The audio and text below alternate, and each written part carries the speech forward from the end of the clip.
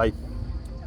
Buonasera, sono il dottor Matteo Tosi, sono il presidente di Unimed. Quest'anno, per il quarto anno consecutivo, grazie ad Aperishow, porteremo la sensibilizzazione per i giovani sul palco di Aperishow.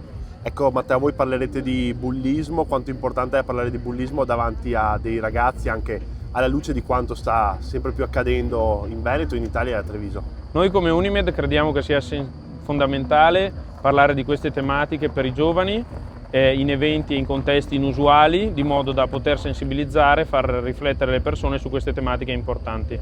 Ecco, come si può evitare il bullismo?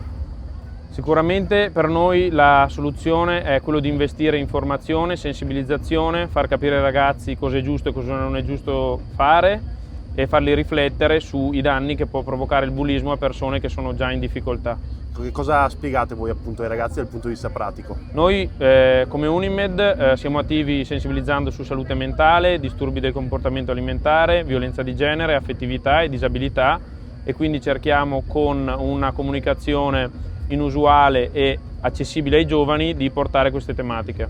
Sul palco con te avrai anche un ospite importante. Sì, sul palco con me avrò Anis Gerbi da Verona e ci sarà anche Luna Rosso che porterà la sua esperienza di bullismo che ha subito.